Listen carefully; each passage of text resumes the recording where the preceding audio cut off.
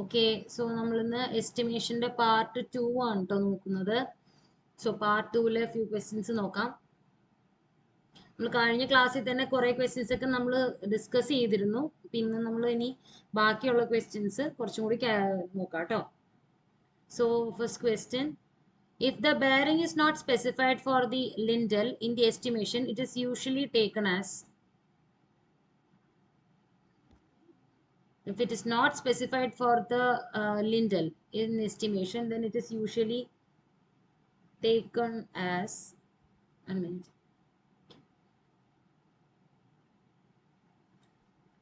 thickness of lintel subjected to a minimum value of 12,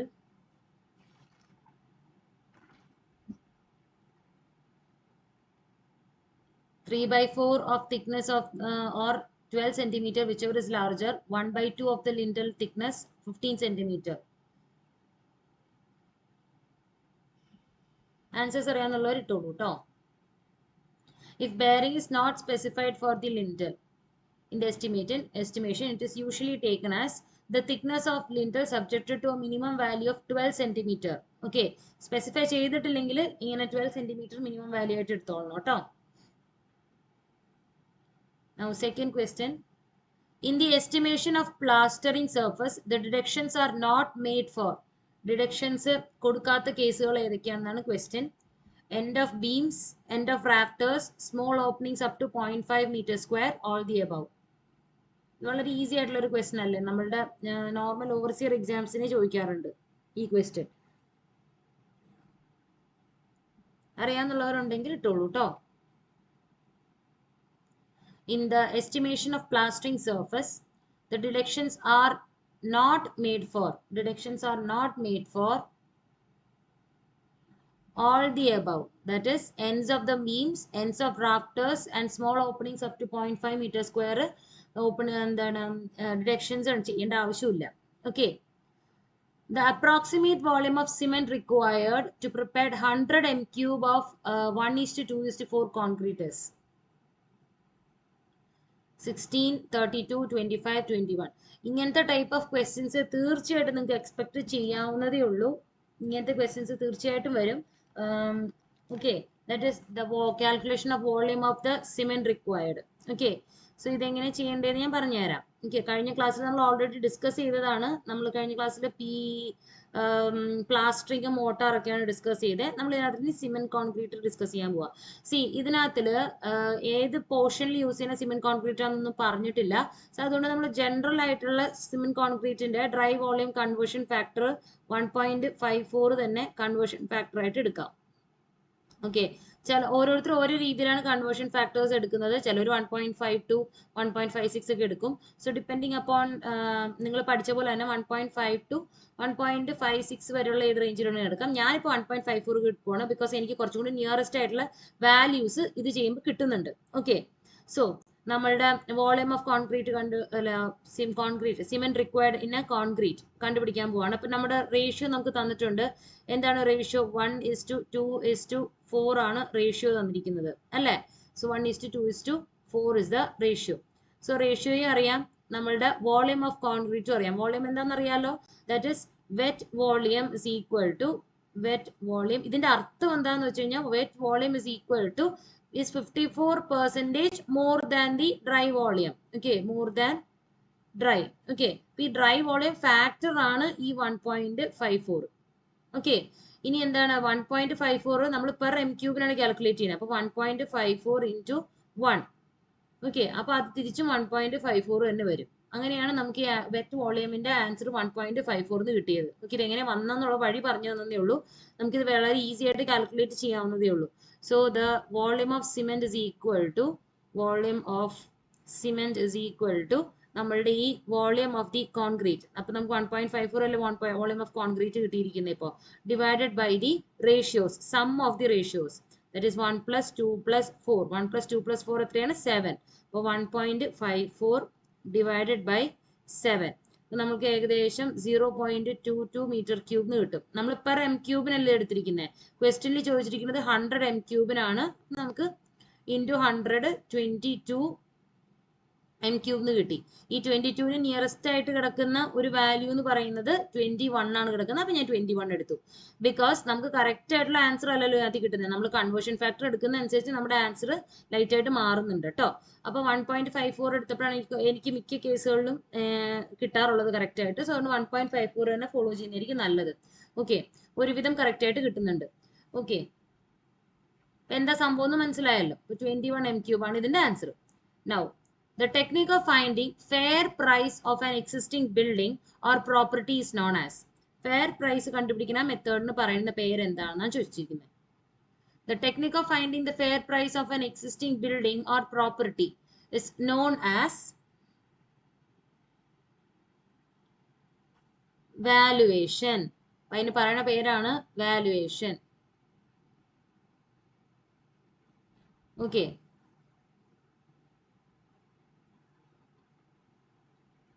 Whenever the whitewashing or distempering is done on corrugated iron sheets, the estimation, the plan area of the sheet is increased by whenever the whitewashing or distempering is done on corrugated iron sheets, the estimation and the area of the plan of the sheet is increased by എത്ര percentage increase കൊടുക്കാറുണ്ട് എന്നാണ് ചോദിച്ചിരിക്കുന്ന question. Okay, ഇത്തരം questions തീർച്ചയായിട്ടും ഉണ്ടാവാറുള്ളതാണ്. Okay, the percentage increase ഒക്കെ എത്രയാണെന്നറിയാവോ? It is 14%. 14% ആണ് increase കൊടുക്കാറുള്ളത്. ഓക്കെ, 14% കേട്ടോ.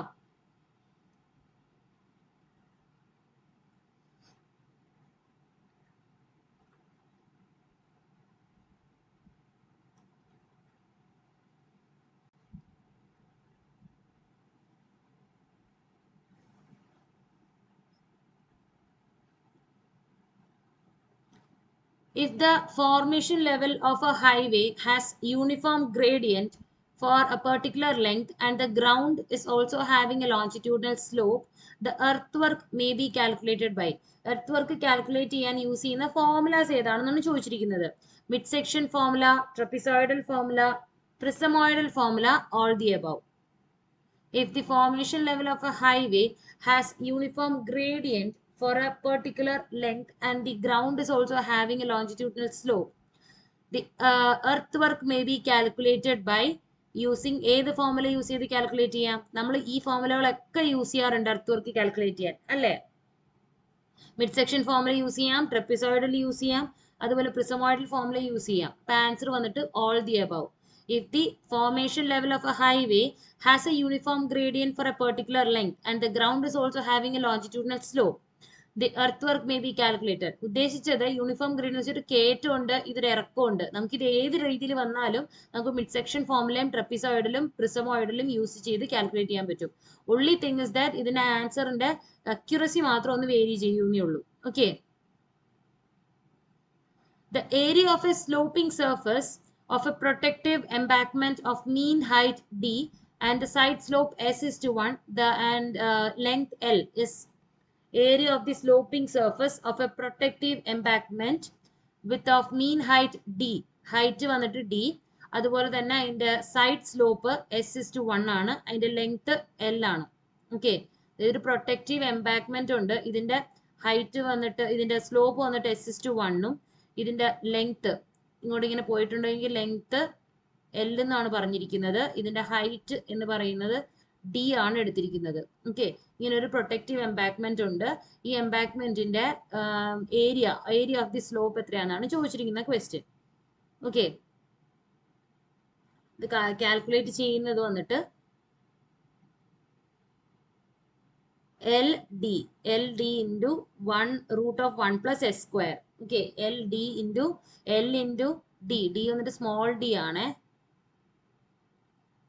ഓക്കെ, ഇതിന്റെ മുകളിൽ തിരുത്തുന്നില്ല, ഇതിനകത്തിൽ ഡി ഹൈറ്റ് ഡി വന്നില്ല, സ്മോൾ ഡി അല്ലേ തന്നിട്ടുള്ളൂ. അപ്പൊ സ്മോൾ ഡി ഒന്ന് തിരുത്തി തരാം കേട്ടോ.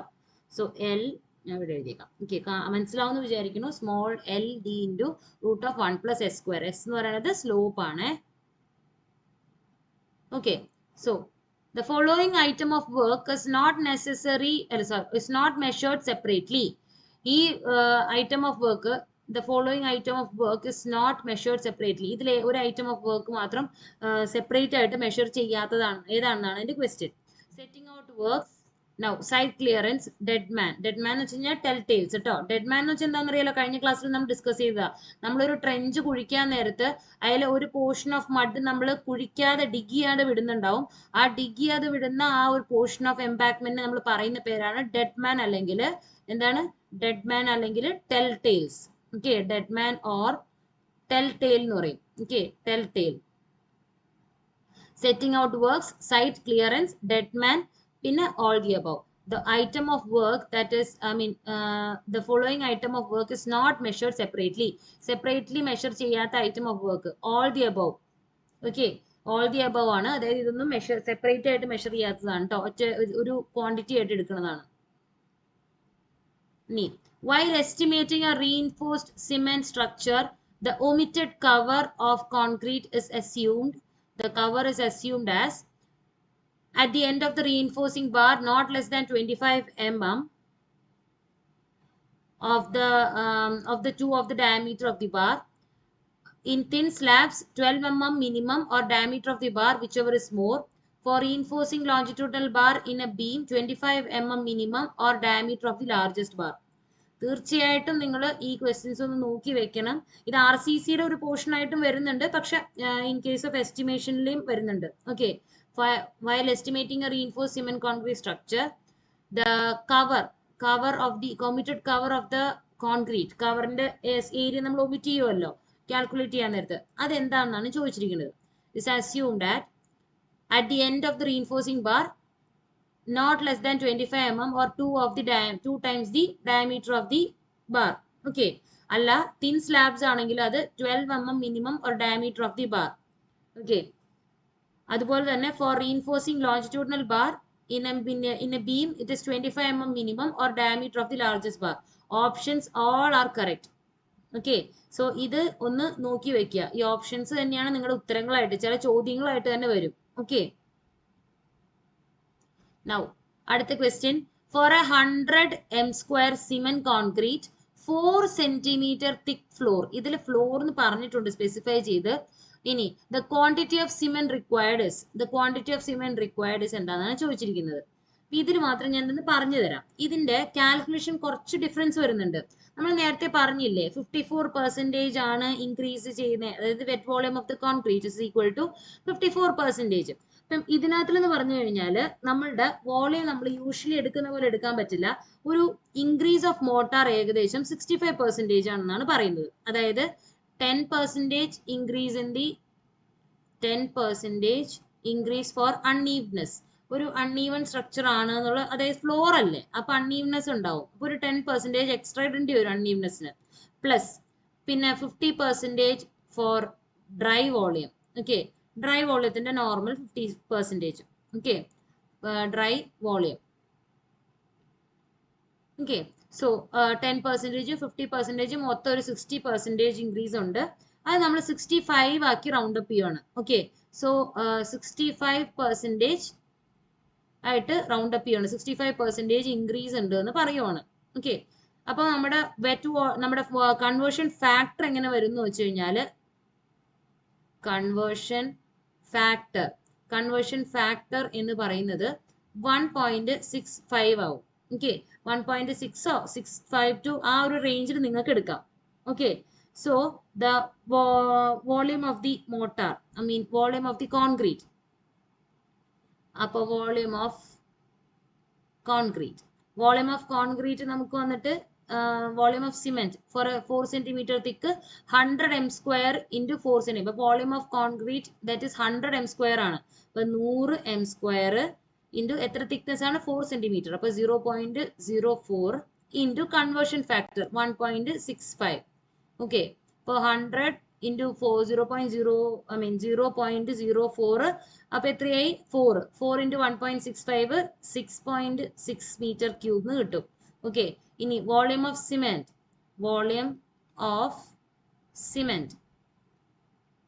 is equal to ഈ വോളിയം 6.6 divided by എത്രയാണ് അതിന്റെ proportion, sum of the ratio. Sum വന്നിട്ട് ഇത് ബോട്ടത്തിൽ എഴുതുമ്പോൾ നിങ്ങൾക്ക് കാണാൻ പറ്റില്ല എന്ന് എനിക്ക് തോന്നുന്നു. അതുകൊണ്ട് ഞാൻ ഇത്തിരി മേലേക്ക് എഴുതുവാണ് ഇത് മാച്ചിട്ട് ഇവിടെ. ഓക്കെ, സോ കുറച്ച് ബോട്ടത്തിലേക്ക് പോയിക്കൊണ്ടിരിക്കുകയാണ് നമ്മൾ എഴുതുന്നത്. ഞാൻ ഇവിടെ സ്പേസിൽ ഇത്തിരി എഴുതുവാണ് കേട്ടോ, ഇങ്ങോട്ട് നീക്കി എഴുതാം. So it is volume of cement is equal to E 6.6 meter cube divided by sum of the proportion, that is 1 plus 2 plus 4, that is 7. So 6.6 divided by 7, നമുക്ക് ആൻസർ 0.94 ഏകദേശം വരുന്നുണ്ട്. 0.94 മീറ്റർ ക്യൂബിന് കിട്ടും. Okay,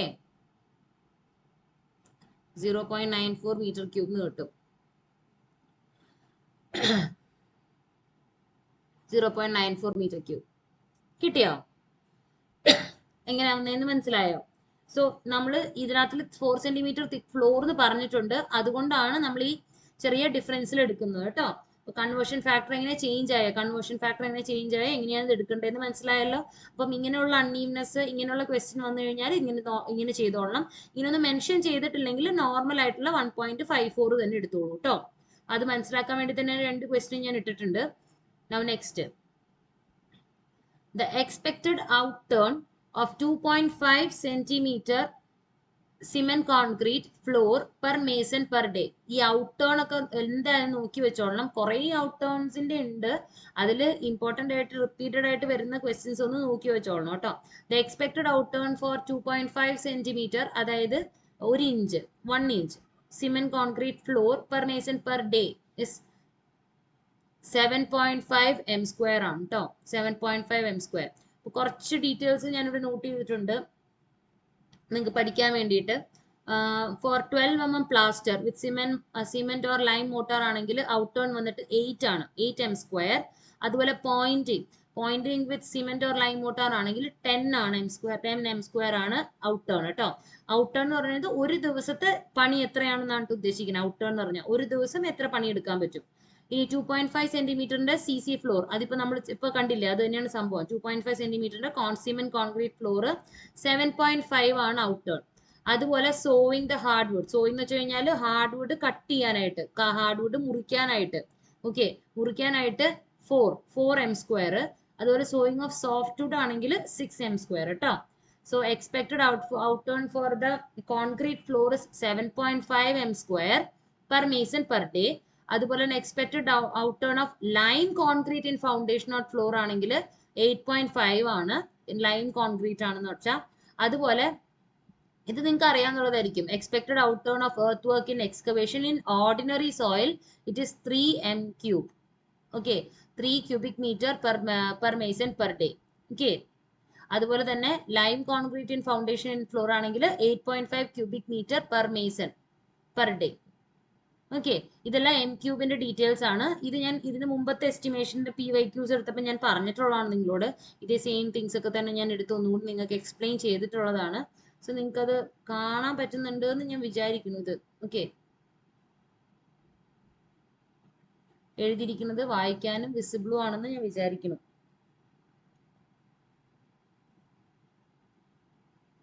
okay, so the expected outturn for lime concrete foundation it is 8.5 m cube per mason per day. അതുപോലെ തന്നെ ordinary soil ആണെങ്കിൽ 3 കേട്ടോ. So ഇത് ഓർത്ത് വെക്കുക, പഠിക്കുക. Next, pick the items of work not included in the plinth area estimate. Plinth area എസ്റ്റിമേറ്റിൽ include ചെയ്യാത്ത ഏതാണെന്ന്. വാൾ തിക്നെസ്, റൂം ഏരിയ, വരാന്ത ഏരിയ, കോർട്ട്യാർഡ് ഏരിയ, ഇതിലേതാണ് പ്ലിന്ത് ഏരിയയിൽ കൂട്ടാത്തത്? ഇമ്പോർട്ടൻ്റ് ആണ്. നിങ്ങൾക്ക് ബിൽഡിംഗ് മെറ്റീരിയൽസ്, നിങ്ങളുടെ നോർമൽ ബിൽഡിംഗ് ബൈലോസ് എന്ന് പറഞ്ഞിട്ട് സെപ്പറേറ്റ് ആയിട്ടല്ല, എസ്റ്റിമേഷനിൽ തന്നെയാണ് കേട്ടോ ബിൽഡിംഗ് ബൈലോസിന്റെ ഇതുള്ളത്. നമ്മുടെ നോർമൽ KMBR ഒന്നുമല്ല, നമ്മുടെ NBA കോഡ്സ് ആണ് യൂസ് ചെയ്യേണ്ടത്, നാഷണൽ ബിൽഡിംഗ് കോഡ്സ് ആണ് യൂസ് ചെയ്യേണ്ടത് കേട്ടോ. അതിലെ വാല്യൂസും മറ്റേ നോർമൽ KMBR KPBRന്റെയും കുറച്ച് ഡിഫറൻസുകൾ ഉണ്ട്. ഒരുപാടൊന്നും ഇല്ല, ചില സ്റ്റെയർ കേസ് അങ്ങനെയുള്ള റീഡിങ്സിന്റെ ഒക്കെ കുറച്ച് ഡിഫറൻസ് ഉള്ളൂ. അവിടെ അത് നോക്കണം കേട്ടോ. നൗ വാൾ തിക്നെസ്, ഈ ക്വാണ്ടിറ്റി സർവേയിങ് വളരെ ഇമ്പോർട്ടന്റ് ആണ് JEE എക്സാമിന് ഏറ്റവും കൂടുതൽ ക്വസ്റ്റ്യൻസ് വരാറുള്ളതാണ് എസ്റ്റിമേഷൻ എന്നുള്ള സെക്ഷനിൽ നിന്ന്. എസ്റ്റിമേഷനും അതെ, റേറ്റ് അനാലിസിസും അതെ. അപ്പോൾ that is not included in the plinth area estimate. Plinth area estimate include ചെയ്യാത്തത് കോർട്ട്യാർഡ് സ്പേസ് ആണ്. വരാന്തയുടെ ഹാഫ് നമ്മൾ എടുക്കാറുണ്ട്. റൂം ഏരിയ പിന്നെ ഫുൾ എടുക്കും, ഈ വോൾ തിക്നെസിന്റെയും ഫുൾ എടുക്കാറുണ്ട്. വരാന്തയുടെ ഹാഫ് എടുക്കും. അതുപോലെ തന്നെ കോർട്ട്യാർഡ് ഏരിയ നമ്മൾ നോട്ട് ഇൻക്ലൂഡഡ് ആണ്. ഓക്കെ, കോർട്ട്യാർഡ് ഏരിയ നമ്മൾ മൈനസ് ചെയ്യണം. Now the covered area of a proposed building is 150 m square and it includes a rear courtyard. Okay, ഇപ്പൊ നേരത്തെ പറഞ്ഞ അതേ ഇതിനെ ബേസ് ചെയ്തിട്ടുള്ള ഒരു പ്രോബ്ലം ആണിത്. It includes a rear courtyard of 5 meter by 4 meter. If the prevailing plinth area rate for similar building is rupees 1250 per square meter, what is its cost? അപ്പൊ അതാണ് question.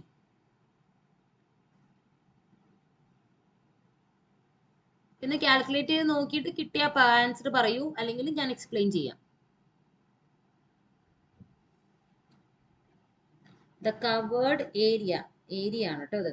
Covered area of a proposed building is 150 m square. ഇതിനകത്തിൽ നമുക്ക് പറഞ്ഞിട്ടുണ്ട് area of the building is 150 m square എന്ന് പറഞ്ഞിട്ടുണ്ട്. And it includes a courtyard. ഒരു courtyard ഉണ്ട് ഇതിനകത്തിൽ. Okay, courtyard area എന്ന് പറയുന്നത് 5 meter by 4 meter, that is 5 into 4 ഏകദേശം 20 m square ആണുള്ളത് അല്ലേ. If the prevailing plinth area rate ആണ് ചോദിച്ചിരിക്കുന്നത്. പ്ലിന്ത് ഏരിയയിൽ എന്താ പ്രത്യേകത? കോർട്ട്യാർഡ് ഏരിയ നമ്മൾ മൈനസ് ചെയ്യണം. ഓക്കെ, അപ്പൊ പ്ലിന്ത്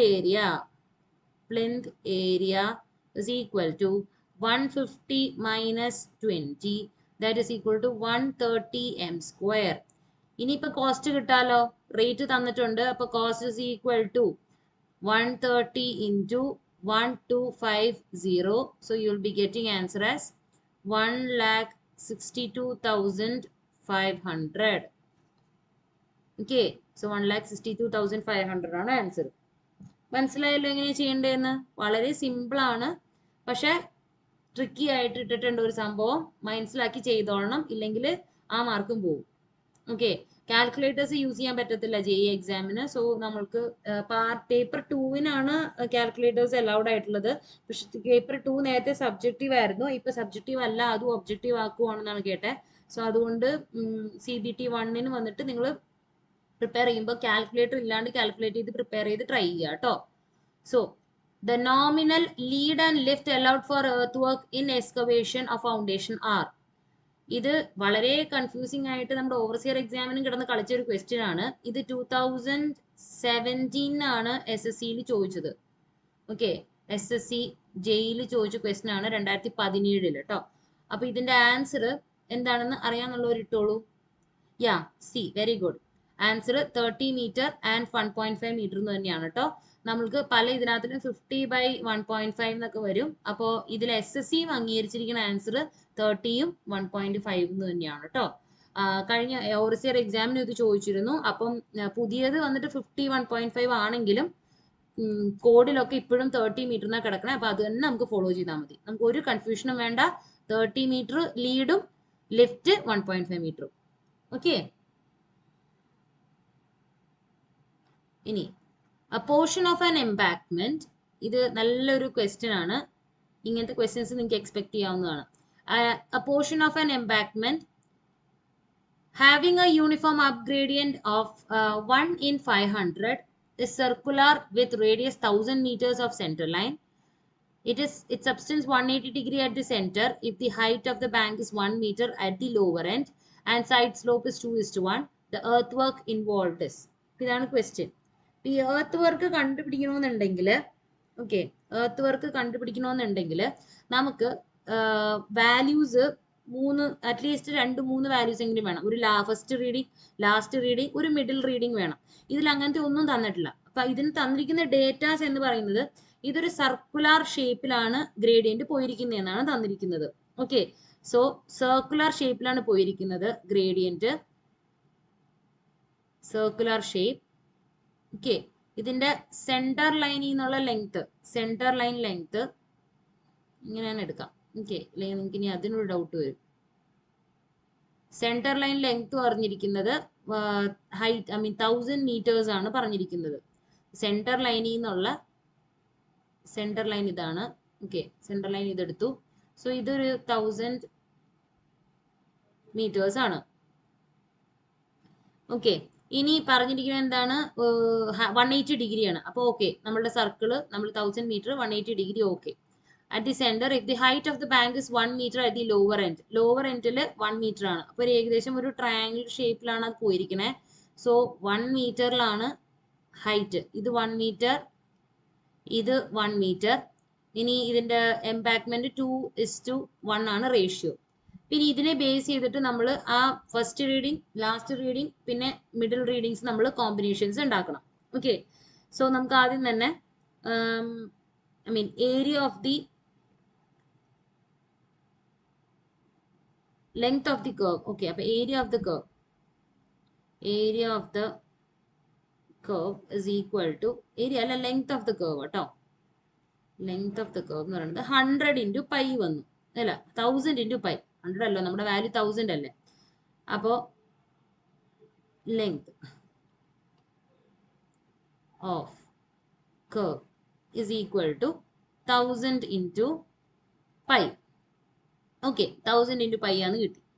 പിന്നെ ട്രയാങ്കിളിന്റെ ഏരിയ, ഏരിയ ഓഫ് ഈ ട്രയാങ്കിൾ. ഇപ്പൊ ഞാൻ ട്രയാങ്കിൾ 1 എന്ന് ഇടുവാണേ. ഇത് കഴിയുമ്പോൾ ഓരോ തവണ ചേഞ്ച് ആവുകയാണ്. അതുകൊണ്ട് 1/2 into b into h, 1 into 1. അപ്പൊ എത്രയാണ്? 0.5 m². ഓക്കെ, നൗ നമ്മൾ മിഡിൽ ഹൈറ്റ് കണ്ടുപിടിക്കണം. ഫസ്റ്റ് നമ്മൾ മിഡിൽ ഹൈറ്റ് എടുക്കുവാണ്. അതായത് ഈ ഒരു രീതിയിൽ ഇരിക്കുമ്പോൾ ഉള്ള മിഡിൽ ഹൈറ്റ് ഓരോ സമയത്തും ചേഞ്ച് ആവും കേട്ടോ. ഓക്കെ, ഈ ഒരു സിറ്റുവേഷനിൽ ഇരിക്കുമ്പോൾ ഉള്ള മിഡിൽ ഹൈറ്റ്, അതായത് 0.5 ആണ് അതിന്റെ ഏരിയ. സ്ലോപ്പ് 1:500 ആണ്. എന്തിന്റെയാണ്? ലെങ്ത്തിന്റെ. അപ്പൊ 1000 പൈ ഡിവൈഡഡ് ബൈ 1000, അല്ല സോറി 500, 1:500 ആണല്ലോ സ്ലോപ്പ്.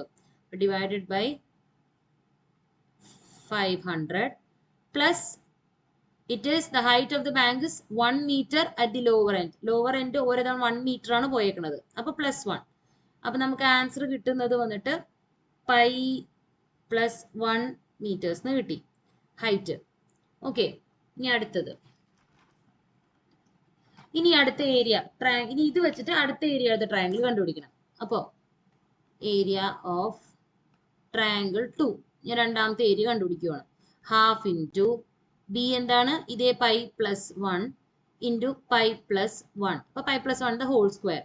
അപ്പൊ നമ്മൾ പൈയുടെ വാല്യൂ നമുക്കറിയാലോ, 3.14 22/7 എടുക്കുക, കാൽക്കുലേറ്റ് ചെയ്യുക. ഓക്കെ, അപ്പൊ നമുക്ക് കിട്ടുന്ന ആൻസർ 8.576 m². ഇത്തരം പ്രോബ്ലംസ് ഒരിക്കലും വന്നിട്ട് ആദ്യമേ തന്നെ സോൾവ് ചെയ്യാനൊന്നും ഇരുന്നേക്കരുത്.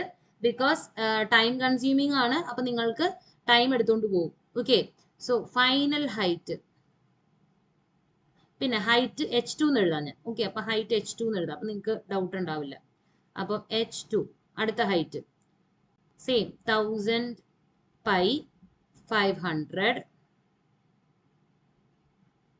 +1. അപ്പൊ നമുക്ക് കിട്ടുന്നത് ഹൈറ്റ് വന്നിട്ട് 2 പൈ +1 വരും. Okay, so 1000 pi + 500 +1. So 2 pi +1 വന്നു. ഇനി ഏരിയ ഓഫ് ട്രയാങ്കിൾ 3, മൂന്നാമത്തെ triangle, 2 pi +1 the whole square, 1/2 into b into h. അപ്പൊ നമുക്ക് 26.522 എന്ന് കിട്ടി. ഓക്കെ, ഇനി by Simpsons 1/3 rule, Simpsons 1/3 rule,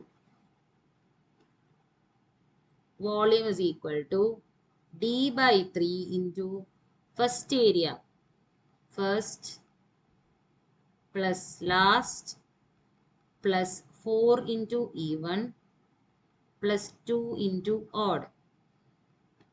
Okay, so d എന്താണ്? 500 പൈ. d എന്ന് പറയുന്നത് നമ്മുടെ ഡിസ്റ്റൻസ് അല്ലേ. അപ്പൊ 1000 ആയിരുന്നല്ലോ, 1000 പകുതി. Okay, 3 d/3 into first one 0.5, first area 0.5 ആണല്ലോ, last area 26.522 plus even numbers, even number area 4 into 8.576. നമുക്ക് കറക്റ്റ് ആയിട്ടുള്ള ഏരിയ ഒന്നും അല്ല കിട്ടുന്നത്. ഏകദേശം 32109.17 മീറ്റർ സ്ക്വയർ എന്നാണ് ആൻസർ കിട്ടുന്നത്. ഈ ആൻസർ നമ്മുടെ ഓപ്ഷനിലേ ഇല്ല.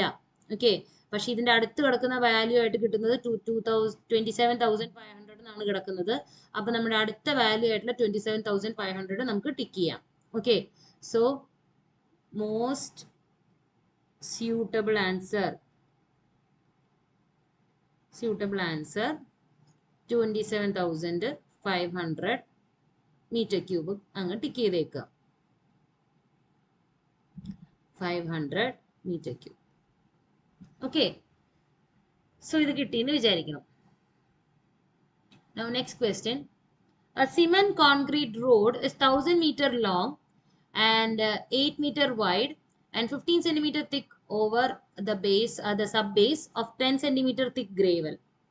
The box cutting in the road is. അപ്പോൾ കട്ടിങ് എത്രയാണെന്നാണ് ചോദിച്ചിരിക്കുന്നത്. ഓക്കെ, ഇങ്ങനെ കട്ടിങ് എത്രയാണ് എടുക്കേണ്ടതെന്നാണ് ചോദിച്ചിരിക്കുന്നത്. അതിനകത്ത് പറഞ്ഞിട്ടുണ്ട് 1000 മീറ്റർ ലോങ്. ഇതിന്റെ ഡെപ്തുകൾ പറഞ്ഞേക്കുന്നത് സബ് ബേസ് വന്നിട്ട് 10 സെന്റിമീറ്ററും അതിന്റെ മേളിലുള്ള gravel coating, okay, thick gravel അല്ലെങ്കിൽ റോഡ് ക്രസ്റ്റ് എന്ന് വേണമെങ്കിൽ പറഞ്ഞോ, 10 സെന്റിമീറ്റർ. ഓക്കെ, ഇതാണ് പറഞ്ഞിരിക്കുന്നത്. ഇതെങ്ങനെ കാൽക്കുലേറ്റ് ചെയ്യാന്നുള്ളതാണ്. ഇത് വളരെ ഈസി അല്ലേ. ഈ ഫുൾ ലെങ്ത്തിന്റെ ഇതിന്റെ വോളിയം കാൽക്കുലേറ്റ് ചെയ്യുക, ഇതിന്റെ വോളിയം കാൽക്കുലേറ്റ് ചെയ്യുക, രണ്ടും കൂടി ആഡ് ചെയ്യുക. ഓക്കെ, അപ്പൊ ആദ്യത്തെ കേസിന്റെ വോളിയം, അപ്പൊ volume of sub base, volume of sub base എന്തായിരിക്കും? അപ്പോൾ ലെങ്ത് എത്രയാണ്? 1000 മീറ്റർ. 1000 into 8 into എത്രയാണ് sub base? the sub base of 10 centimeter thick gravel എന്ന് കൊടുത്തിട്ടുണ്ട്. അപ്പൊ സബ് ബേസ് 10 സെന്റിമീറ്റർ ആണ്. സബ് ബേസ് 10 സെന്റിമീറ്റർ, 10 സെന്റിമീറ്റർ, 10, ഇത് 15 ആണ് നമ്മുടെ road. Okay, road 15 centimetre, sub base 10 centimetre. അപ്പൊ 0.1 മൾട്ടിപ്ലൈ ചെയ്യുമ്പം എത്രയാണ് കിട്ടുന്നത്? 8000 into 0.1 വന്നിട്ട് 800 മീറ്റർ ക്യൂബിന് കിട്ടും. കിട്ടിയോ?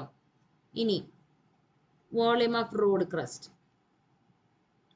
Volume of road crust same തന്നെ 1000 into 8 into 0.15, 15 സെന്റിമീറ്റർ അല്ലേ. So you will be getting 1200 meter ക്യൂബിന് കിട്ടി. ഇനി ഇത് രണ്ടും കൂടി ടോട്ടൽ ചെയ്യണം. ഓക്കെ, ഇപ്പൊ total is equal to 1200 plus 800. So you will be getting 2000 meter ക്യൂബിന് കിട്ടും. ഓക്കെ, സോ 2000 മീറ്റർ ക്യൂബിന് ആൻസർ കിട്ടും.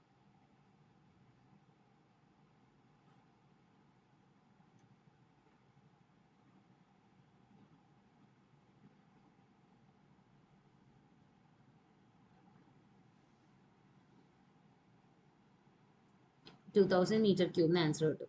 ആൻസർ കിട്ടിയോന്നൊന്ന് ചെക്ക് ചെയ്ത് കേട്ടോ.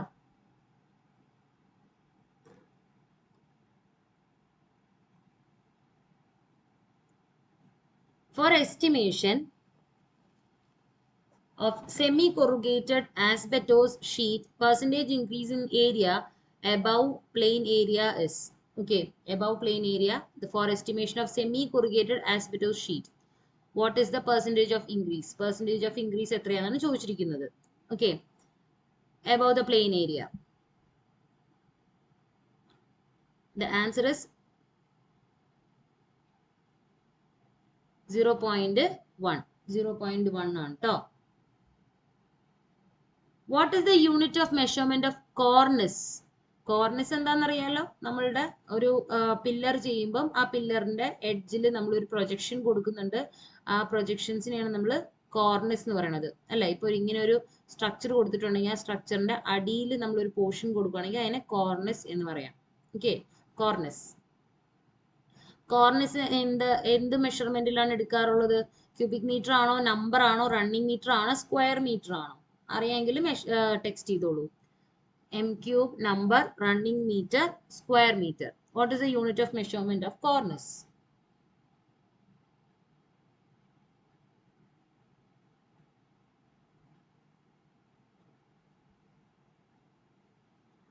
The unit of measurement of cornice is running meter. Running meterലാണ് ട്ടോ cornice measure ചെയ്യുന്നത്.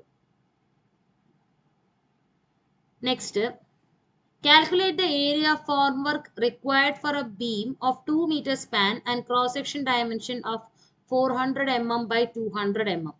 Okay, 400 mm by 200 mm, 2 meter span എന്നാണ് പറഞ്ഞിരിക്കുന്നത്. Required for a 2 meter span. So, ഇതാണ് നമ്മളുടെ വേറെ കളർ യൂസ് ചെയ്യാം. ഇത് ഭയങ്കര ഡാർക്ക് കളറാണ്, അപ്പോൾ കാണാൻ ബുദ്ധിമുട്ടുണ്ടാവും. ഓക്കെ, സോ നമ്മളുടെ ബീമിന്റെ ഡയമെൻഷൻ എത്രയാണ് പറഞ്ഞിരിക്കുന്നത്? 400 ആണ്. So it is 200. ഇവിടെ വീതി 200, ഡെപ്ത് ആയിരിക്കണം 400. ഓക്കെ, ഡെപ്ത് ആയിരിക്കണം എപ്പോഴും കൂടുതൽ, അപ്പോൾ ഞാൻ അങ്ങനെ തന്നെ എടുക്കുവാണ് കേട്ടോ. So depth 400. ഇനി സ്പാൻ വന്നിട്ട് സ്പാൻ 2 മീറ്റർ തന്നിട്ടുണ്ട്. ഓക്കെ, ഇത് 200 ആണ്. അപ്പം ഞാൻ എല്ലാം മീറ്ററിലേക്ക് കൺവേർട്ട് ചെയ്യുകയാണ്, ബിക്കോസ് സ്ക്വയർ മീറ്ററിൽ തന്നെയാണ് ക്വസ്റ്റ്യൻ ചോദിച്ചിരിക്കുന്നത്. അപ്പോൾ 200 by 1000 വന്നിട്ട് ഇവിടെ 0.2 മീറ്ററും ഇവിടെ 0.4 മീറ്ററും വന്നു. ഓക്കെ, അപ്പം ഒരു ബീം എടുക്കുമ്പോൾ എങ്ങനെ വരും? ബീമിന്റെ 2 പോർഷൻസ് നമുക്ക് വെക്കണം അല്ലേ? ഈ 2 സൈഡിലും വെക്കണം. ഓക്കെ, പിന്നെ ഏതൊക്കെ പോർഷൻസിൽ വെക്കണം? ഈ 2 സൈഡിൽ വെക്കണം, പിന്നെ ഇതിന്റെ ഇപ്പുറത്ത് വെക്കണം, അതുപോലെ തന്നെ അപ്പുറത്തൊരു പോർഷൻ ഉണ്ടാവുമല്ലോ, അവിടെയും വെക്കണം അല്ലേ? സോ ഞാൻ ഇത് പ്രോപ്പറായിട്ട് ഒരു ഡയഗ്രാം ആയിട്ട് കാണിച്ചു തരാം. സോ ഒരു ബീം എടുക്കുവാണെന്നുണ്ടെങ്കിൽ ബീമിന്റെ ഈ സൈഡിൽ നമുക്ക് മോൾഡ് വെക്കണം അല്ലേ? ഫോം വർക്ക് എന്ന് പറഞ്ഞാലേ മോൾഡ് തന്നെയല്ലേ? ഫോം വർക്ക് ഈ സൈഡിൽ വെക്കണം, അതുപോലെ തന്നെ ഇപ്പുറത്തെ സൈഡിലും നമുക്ക് വെക്കണം അല്ലേ? ദെൻ ഓക്കെ, അത്ര നീറ്റൊന്നും ആവില്ല എൻ്റെ വര. ഓക്കെ, ആൻഡ് ദെൻ ഓക്കെ, ഇങ്ങനെ നിങ്ങൾക്ക് ഏകദേശം മനസ്സിലായെന്ന് വിചാരിക്കുന്നു. സോ ഈ ഒരു പോർഷനിൽ ഈ ഒരു പോർഷൻ, ഈ ഒരു പോർഷൻ, ഈ ഒരു പോർഷൻ, ഇങ്ങനെ 4 സൈഡിലും നമുക്ക് കവറിങ് ഉണ്ടെങ്കിൽ മാത്രമാണ് നമ്മളുടെ 2 മീറ്റർ സ്പാനിലുള്ള നമ്മളുടെ സെക്ഷൻ ഡയമെൻഷൻ 400 അത് ചെയ്യാൻ പറ്റുള്ളൂ. ഇപ്പം ഇത് 2 മീറ്റർ, ഇത് 0.2 ഞാൻ എടുത്തു, ഇവിടെ 0.4 എടുത്തു. ഓക്കെ, അപ്പൊ നമുക്കിനി കാൽക്കുലേഷൻ ചെയ്യാം. ഫസ്റ്റ് 2 സൈഡിന്റെ, ഇപ്പൊ 2 ഇൻറ്റു 2 സൈഡ് 0.4 ഇൻറ്റു 0.2 പ്ലസ് 2 മീറ്ററിന്റെ 2 എണ്ണം. അപ്പൊ 2 ഇൻറ്റു എത്രയാണ് ഈ ഡെപ്ത്? 0.4 എടുത്തു. ഓക്കെ,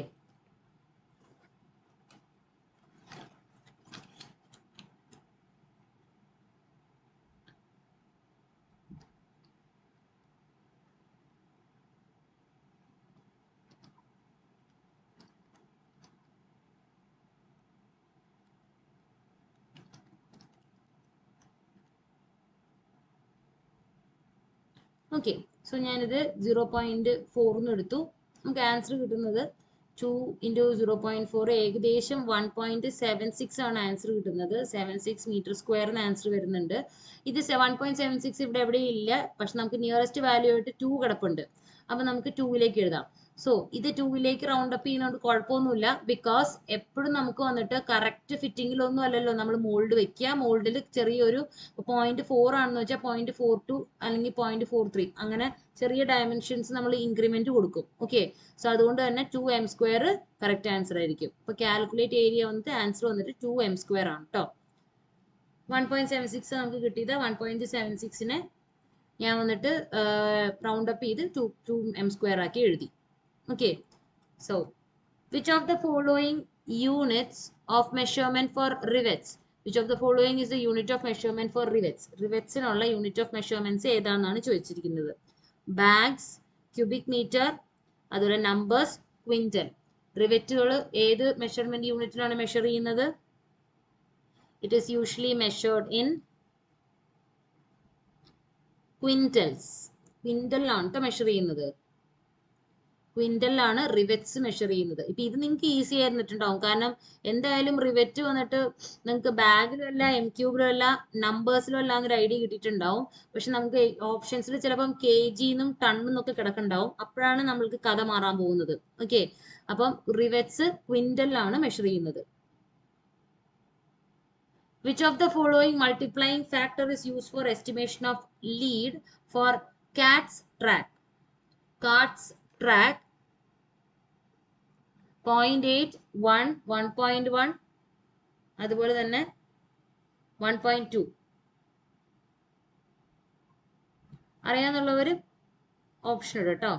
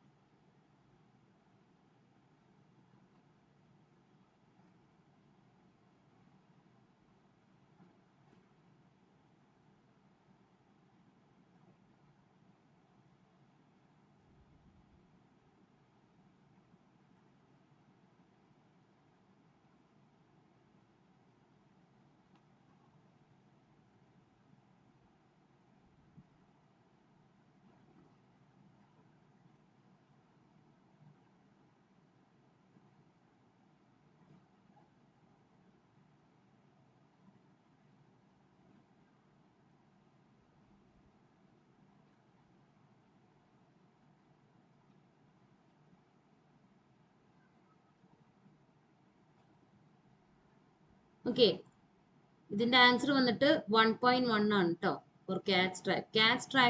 കാറ്റ്സ് ട്രാക്ക് എന്ന് പറഞ്ഞു കഴിഞ്ഞാൽ it is a narrow road with rough surface, usually soil.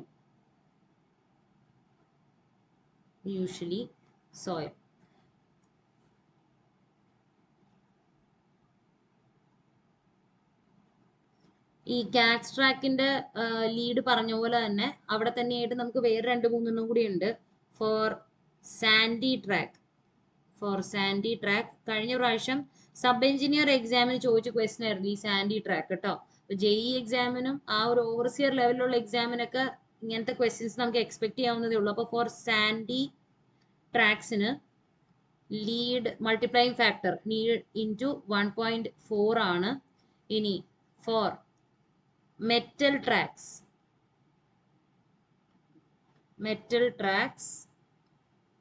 it is lead into 1.0. Ni carts track for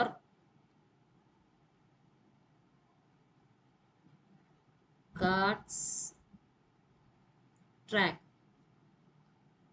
it is lead into 1.1. Okay, ഇതൊന്ന് not ചെയ്തോളൂ കേട്ടോ. ലീഡ് എന്താണെന്നറിയാമല്ലോ, അതായത് നമ്മൾ മണ്ണ് എക്സ്കവേഷൻ ചെയ്തിട്ട് എക്സ്കവേഷൻ കൊണ്ടുപോയിട്ട് ഡംപ് ചെയ്യാൻ വേണ്ടിയിട്ട് എടുക്കുന്ന ഡിസ്റ്റൻസിനെയാണ് നമ്മൾ വന്നിട്ട് എന്താ പറയുക ലീഡ് എന്ന് പറയുന്നത് കേട്ടോ. അപ്പോൾ ആ lead for in case of a carts track it is 1.1 and for sandy track it is 1.4 and for the metal tracks it is 1.0 and for carts track it is 1.1. Okay, അപ്പോൾ ഈ വാല്യൂസും കൂടി ഒന്ന് not ചെയ്തോളണം കേട്ടോ. Carts track എന്ന് പറഞ്ഞു കഴിഞ്ഞാൽ ഒരു narrow road path ആണ്. യൂഷ്വലി സോയിൽ ഇട്ടിട്ട് വെറുതെ മണ്ണുകൊണ്ടുള്ള ഒരു റോഡ് ട്രാക്ക്. ഓക്കെ, അതാണ് അർത്ഥം. സാൻഡി ട്രാക്ക് എന്ന് പറഞ്ഞാൽ സാൻഡി ആയിട്ടുള്ള ട്രാക്ക്. മെറ്റൽ ട്രാക്ക് എന്ന് പറഞ്ഞാൽ മെറ്റൽ ആയിട്ടുള്ള മെറ്റീരിയൽസ് വെച്ചിട്ട് യൂസ് ചെയ്തുണ്ടാക്കുന്ന ട്രാക്സ്. ഓക്കെ, അതിന്റെ ലീഡ് എന്ന് പറയുന്നത് 1ഉം മറ്റേതിൻ്റെത് 1.1ഉം സാൻഡി ട്രാക്കിൻ്റെത് 1.4ഉം. ഇതും കൂടി ഒന്ന് നോട്ട് ചെയ്തോളൂ കേട്ടോ. സോ ഇത്രയും ക്വസ്റ്റ്യൻസ് ആണ് നമ്മൾ ഇന്ന് ഡിസ്കസ് ചെയ്യാൻ വെച്ചിരിക്കുന്നത്. സോ അടുത്ത ദിവസം നമ്മൾ റേറ്റ് അനാലിസിസ് ആൻഡ് വാല്യുവേഷൻ എന്നുള്ള ടോപ്പിക്കാണ് നമ്മൾ എടുക്കാൻ പോകുന്നത് കേട്ടോ. അപ്പോൾ നെക്സ്റ്റ് ക്ലാസ്സിന് കാണാം എല്ലാവർക്കും. അപ്പോൾ thank you for staying for the class.